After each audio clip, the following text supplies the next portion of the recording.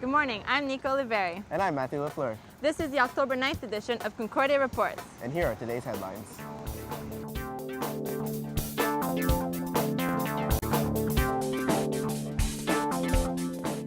Concordia plans to save the world, one bottle at a time. Editorialist Marie-Ève Gagné weighs in on the Opus card. And we take a look at Montreal So You Think You Can Dance Canada finalist Kim Gingras.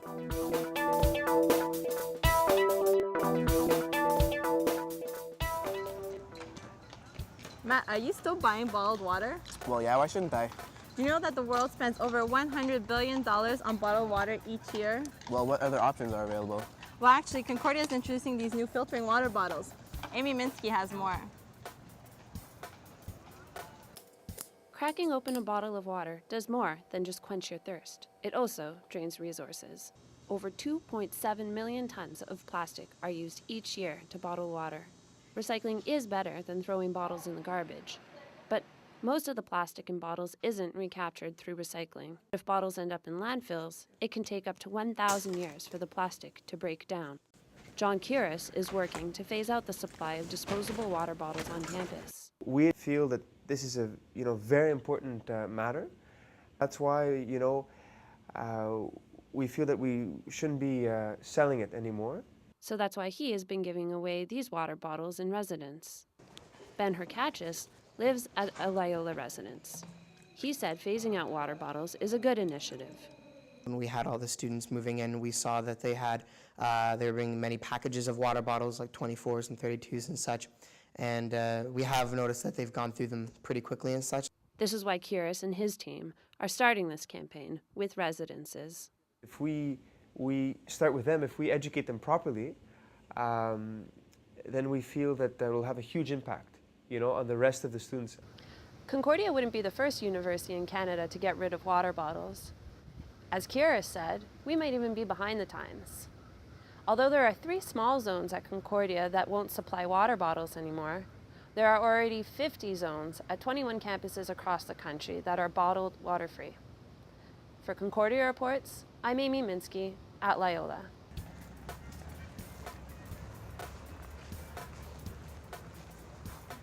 It's a tiny bud that has sparked big fear around the globe. Since its emergence last spring, H1N1 has been linked to thousands of deaths worldwide. Among them, a dozen in Montreal. And now, after having taken the summer off, it is expected again to hit big this season. And as Thomas Degg reports, Concordia is gearing up for the fight. It's election night in Concordia residences. Candidates make their pitch, promising more parties and better school spirit. My friends ask me, how's Concordia? I say, it's better than wherever you are. Tonight, it seems the least of anyone's concern is the H1N1 virus. I do not think that the swine flu will kill me. I'm not terrified of it. At some universities, though, H1N1 is the talk of the campus, with thousands of cases suspected. Concordia's head of dorms and health services has been keeping a close eye on the situation here because dorm dwellers run a greater risk than the average student of catching the bug. It's spread by coughing, so obviously if you're sharing a room with somebody and you're within a meter and they're coughing and there's droplets, there's a bigger chance of you getting it. But Drew says given the smaller number of dorms at Concordia, a large-scale H1N1 pandemic on campus is unlikely. But we're looking at all the precautions that we need to be putting in place. Those precautions have included keeping students and staff informed on signs and symptoms and installing hand sanitizer dispensers, because just walking around campus can be the equivalent of shaking dozens of hands. Concordia says H1N1 preparedness is a priority, but not necessarily because of the risk to students. My job is to ensure that there's somebody ready to give a lecture in front of a classroom. That's what we do. I guess if there's nobody in the classroom to hear the lecture, well, it's an issue. So what about the new H1N1 vaccine? Well, Concordia health officials are waiting to find out whether they will administer the shot here on campus. But whether it's given here or in clinics, public health is urging people, young and old, to get vaccinated, because it says in times like these, it's better to be safe than sorry. For Concordia Reports, I'm Thomas Daigle at the Sir George Williams campus.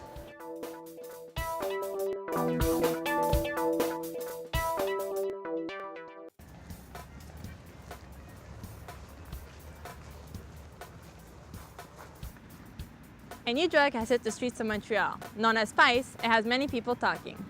It is a legal product that can be bought in stores such as High Times. Its popularity has the St. Catherine store already out of stock. Montrealers have found a new high for this drug. Spice comes in different color packages, flavors, and strengths. With no food cravings, no energy loss, and without being detectable, people consider it to be a miracle drug. An alternative to marijuana, the effect is similar. It is as easy as rolling it, sealing it, and smoking it.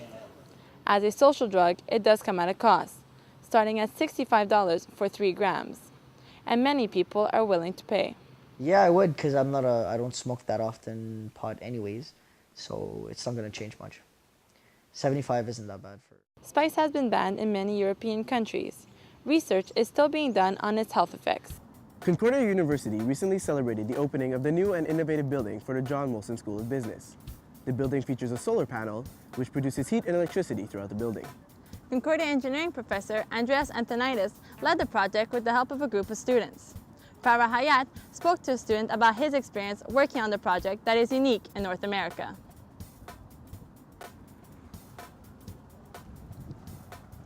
I met with James Bombaro at the new JMSB building. James helped in the solar panel installation and continues to do research for the project. Can you tell us how you were involved in this project? Well, basically I was looking for a summer job, and I was interested in the hallway to get a letter of reference, and then my professor just came up to me and told me that they're working on this new, they need somebody to do commissioning on the new John Molson School of Business solar installation. So I immediately considered it, and I looked at the upsides, of doing such a project, and I really found that it was a great opportunity for me to get involved, because these things have never been done before, so I'm really learning from somebody that's advancing technology. What were some of the obstacles that you faced? Well, first of all, was the inverters. Was one of the problems we couldn't put them to work right away because they weren't certified, and we had to go through the government to make sure everything was okay. And then there's the programming of the instrumentation was more complex than we thought of. So, but everything went pretty smooth in the end, and we're pretty happy with the results. We've heard a lot about the innovation behind the John Molson building, including how it's eco-friendly. But what we haven't heard is how do the solar panels actually work? The building is producing about 5 to 6% of its electricity and thermal energy from the sun. So the sun shines on that facade of the building, and it's going to take the electricity. The solar panels are going to convert the sun into electricity, and we're getting heat also from the solar panels. So we're getting both from the sun, and so we can preheat the air that everybody breathes in the building in winter. You can, instead of coming in at minus 20 degrees Celsius, you can preheat it to maybe minus 5, and that's how much less you have to heat the air for the building. So and on medium days you can bring in more fresh air for the occupants. So it actually adds indoor air quality benefits also. And what about in the winter? Isn't there less sun that reflects off of them?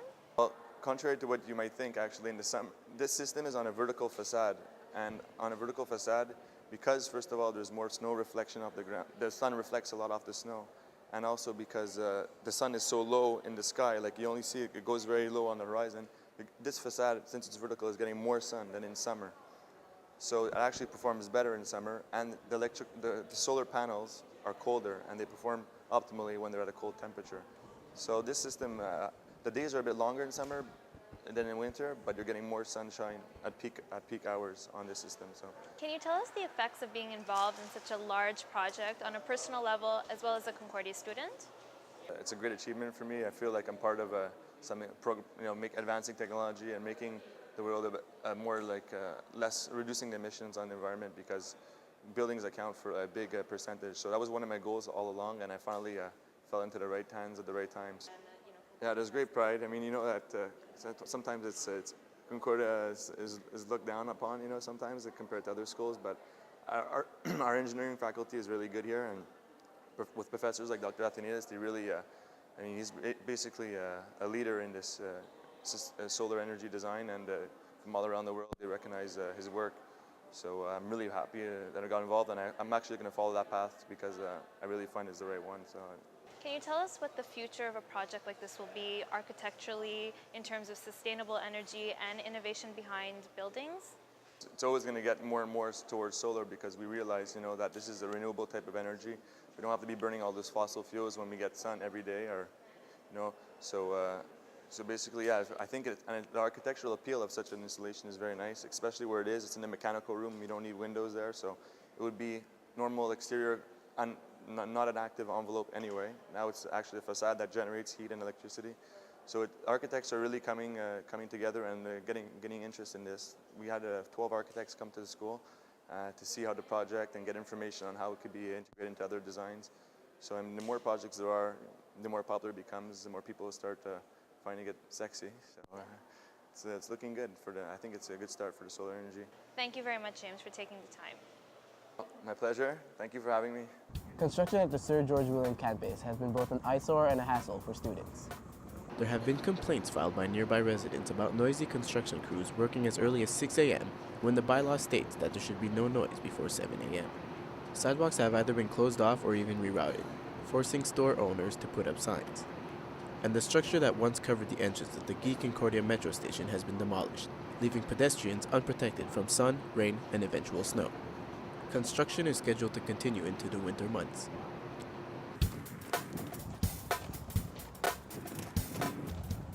This year, students under 26 are celebrating their one-year anniversary with the Opus card. Well, I wouldn't exactly call it celebrating. There's been many complaints filed about the new system, and now that the Opus card is mandatory for all regular public transit users, more people are going to have to deal with these problems. Marie-Ève Gagné talks about her Blue Card blues. This month, nobody's going to be using these paper tickets. Instead, everyone's going to be using this piece of high-tech plastic. Now, this is old news for students under 25 because the MTC made them walk the plank about a year ago, and some of us are regretting taking that plunge. But we didn't really have a choice because students rely so heavily on public transportation, about 150,000 students to be exact. And remember, this is long before Bixby, our hero.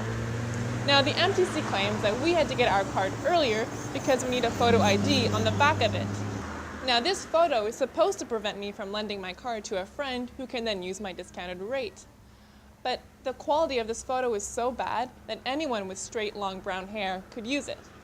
Also, the Opus card costs a lot more for students just to own. Every year, we have to pay $10.25 just to renew our discounted rate. So we gotta pay to pay. But one of the added benefits of having an Opus card is that if ever you lose your Opus card, heaven forbid, you don't lose any of your tickets. This is because all students have a registered Opus card. This means the MTC can track your ticket balance, so all your old tickets gets transferred onto your new card.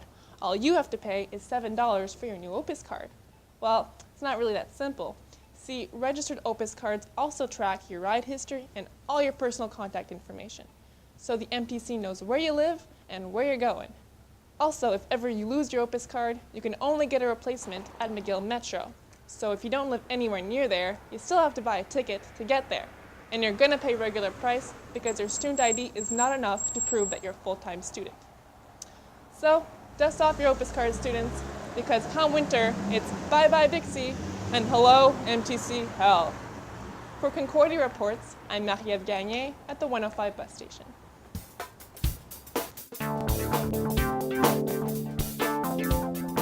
Hey Matt, so I heard you're taking dance classes. Well, not exactly. I haven't seen around Montreal dancers lately, but only to find out more about Montreal So You Think You Can Dance Canada finalist, Kim Gingras. Here's what I found out. You're great. You're in our top 20, honey, okay? Kim Gingras' entry into So You Think You Can Dance Canada's top 20 is the result of hours of hard work and dedication to dancing. Before getting into the top 20, Kim spent much of her time dancing at this place, the 8-Count Dance Studio in the West Island of Montreal. Here, she would teach and train with her dance crew Blueprint. Blueprint choreographer Steve Bolton speaks about Kim's attitude and talent, which makes this Blueprint soldier such a fit for the show. Kim, I would have to say, is a constant ray of sunshine. She's always happy and eager to work. There's very few people who perform like Kim. She's born for it. Things come to her extremely naturally. Kim has a large fan base here at 8-Count.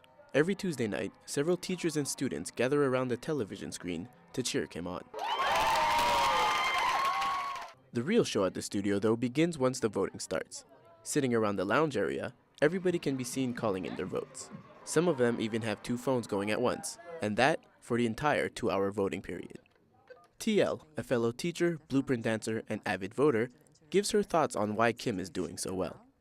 She just has that it factor. She has the whole package that television wants. She has the look, she has a personality, and she has the talent. Many dancers dream of being successful in the business.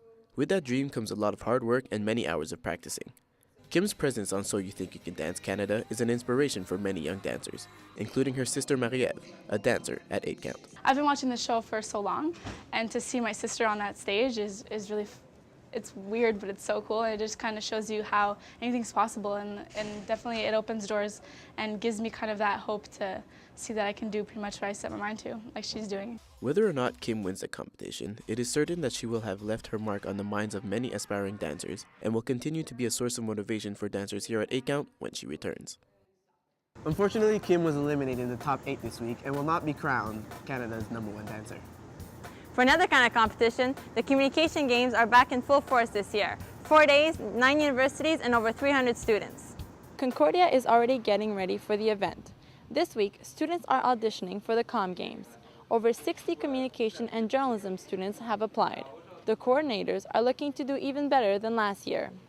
Radio, television, entertainment, and public relations are a few of the categories. Sabrina Allard explains what they are looking for. Well, we want the candidates that apply to be to perform very well, to be articulate, to have a lot of confidence in themselves, so they can proudly represent their school. Today is the last day to audition.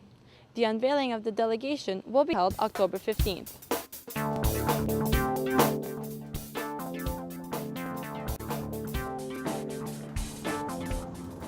This week, we're looking at different cultures, traditions, and religions.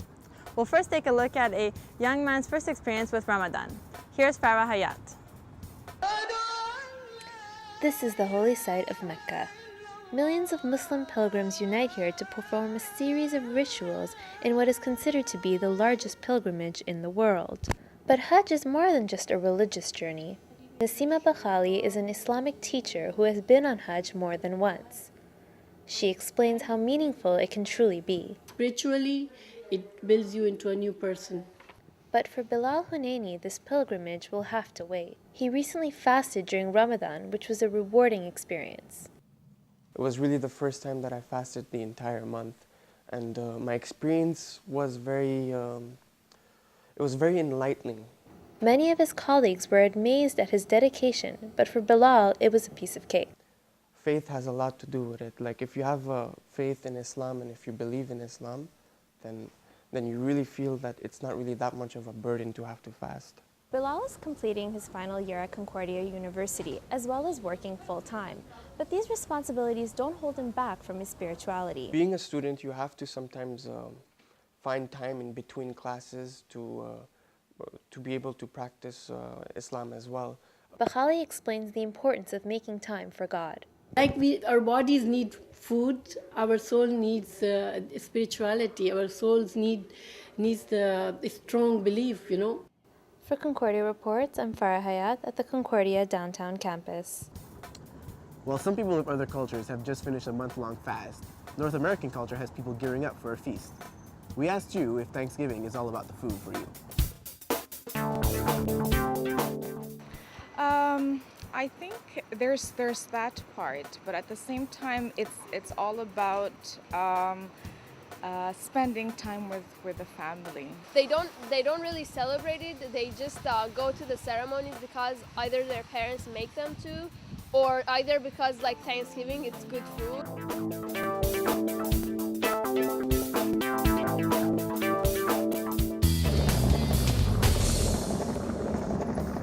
And now in sports, here's this week's wrap-up for our Concordia Stingers. Sunday afternoon action saw the Stingers men's soccer team face off with the UQAM Citadin. Concordia got the first real chance early in the game with this missed kick from up close. This would prove costly as UQAM would score on their next play. With the score 2-1 for the Citadin, Stingers goalkeeper makes a great save, keeping it a close game. Soon after, the Stingers would tie the game on a beautiful cross pass. The game would end in a 2-2 tie. Here's the scoreboard for the other Stinger teams.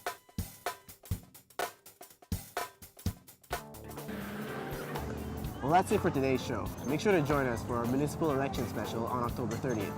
For Concordia Reports, I'm Matthew Lafleur. And I'm Nico Oliveri. Stay classy, Concordia.